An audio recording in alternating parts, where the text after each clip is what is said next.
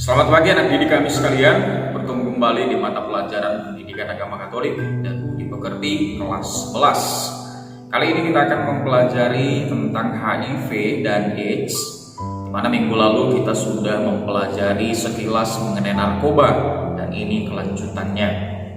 Berbicara tentang HIV AIDS, pertama kita harus mengetahui apa yang menjadi singkatan atau akronim dari HIV AIDS tersebut. Yang pertama HIV. HIV kepanjangannya adalah Human Immunodeficiency Virus.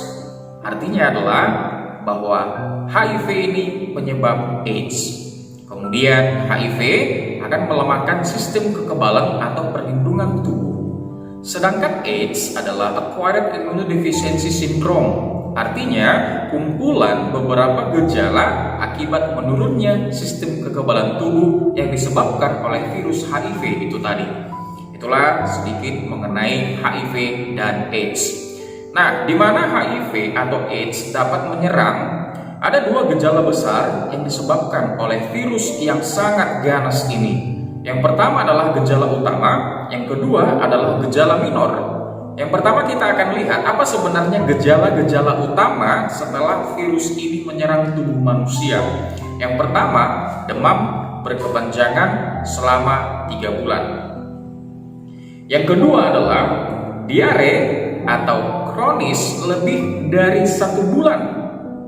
Dan yang ketiga adalah penurunan berat badan lebih dari 1 sampai 10 kg dalam 3 bulan.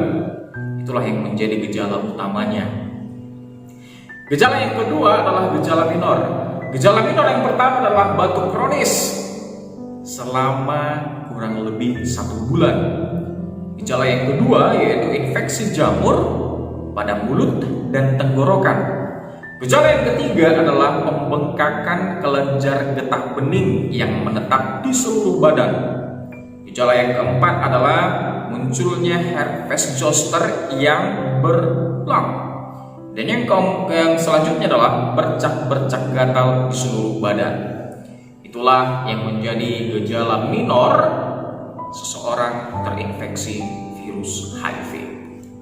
Anak didik kami sekalian, bagaimana tanda orang yang terkena HIV? Mari kita lihat berikut ini. HIV menular melalui kontak darah. Inilah yang menjadi salah satu media utama seseorang bisa terinfeksi HIV, karena adanya kontak darah, transfusi darah, atau yang lain sebagainya. Darah adalah salah satu media paling utama seseorang itu bisa terinfeksi HIV. Ada beberapa perilaku berisiko tertularnya HIV. Yang pertama adalah perilaku hubungan seksual tanpa menggunakan pengaman. Yang kedua adalah bergantian jarum suntik. Nah, kemudian HIV tidak menular melalui, perlu diperhatikan baik-baik, HIV tidak akan menular melalui. Yang pertama adalah gigitan nyamuk. Yang kedua, bersalaman atau bersentuhan dengan orang yang terinfeksi HIV. Yang ketiga, berpelukan atau ciuman, atau yang dalam bahasa sehari-hari cipika-cipiki, cium pipi kanan dan cium pipi kiri. Yang selanjutnya adalah menggunakan peralatan makan minum bersama. Kemudian tinggal dalam satu rumah dan menggunakan jamban yang sama. HIV tidak menular melalui apa yang saya katakan tadi.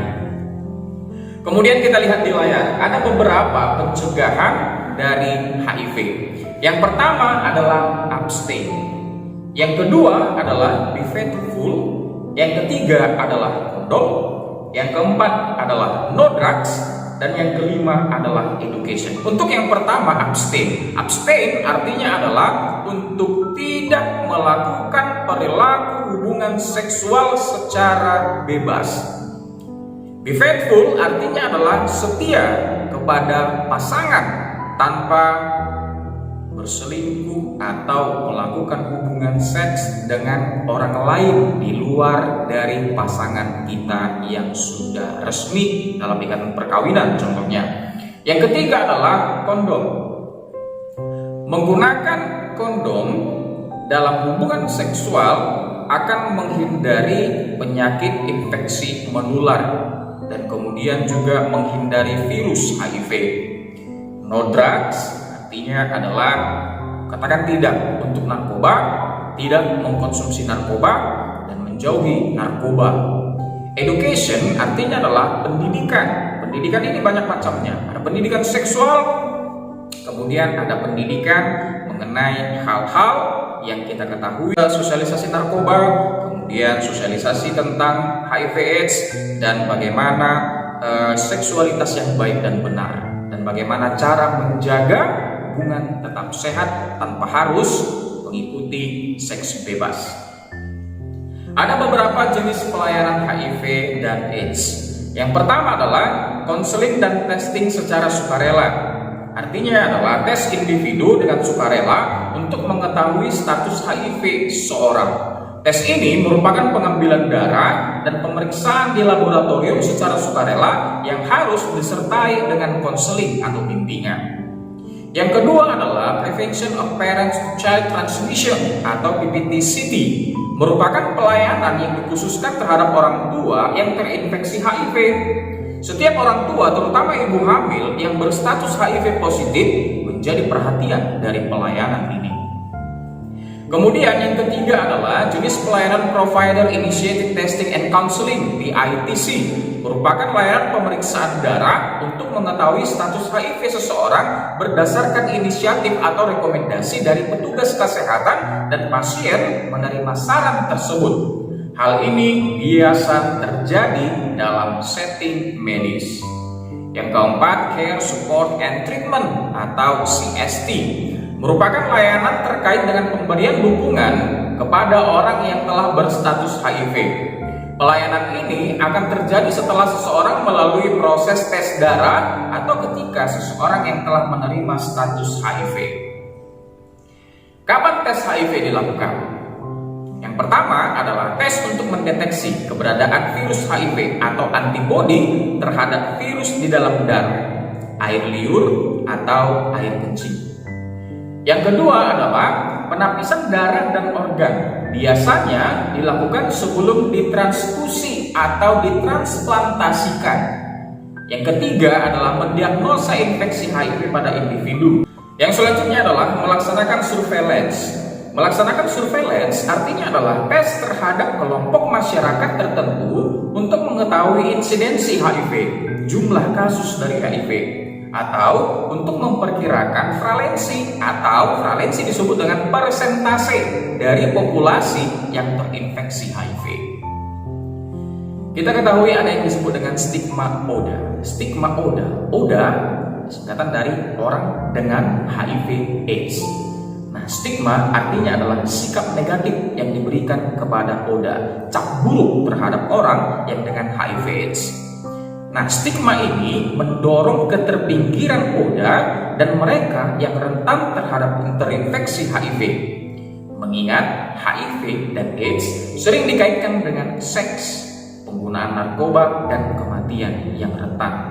Banyak orang yang tidak peduli, tidak menerima, dan takut terhadap penyakit ini, sehingga menjauhi orang yang dengan HIV/AIDS. Menyebabkan beberapa ODA dan orang yang rentan terhadap HIV/AIDS menjadi kurang dihargai, merasa malu, sehingga terjadi pengelompokan, dan mereka terdiskriminasi. Bagaimana peran ODA dalam pencegahan? Peran orang dengan HIV/AIDS dalam pencegahan yang pertama adalah memberikan motivasi kepada teman-teman dan pasangan untuk melakukan tes HIV. Yang kedua adalah saling memberikan dukungan antara sesama orang dengan HIV/AIDS atau ODA untuk menjalankan hidup sehat. Yang ketiga adalah melakukan diseminasi informasi dan advokasi untuk menghapus diskriminasi dan stigmatisasi terhadap orang dengan HIV/AIDS, memperluas jaringan layanan dalam rangka memudahkan dukungan layanan terkait dengan kebutuhan orang dengan HIV/AIDS.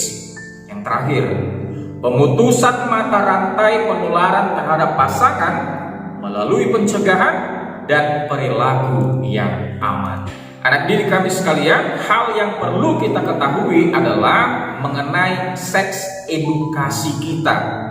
Mari kita perdalam seks edukasi kita untuk mengetahui dan bisa mengantisipasi hidup kita dari hal-hal yang tidak kita inginkan.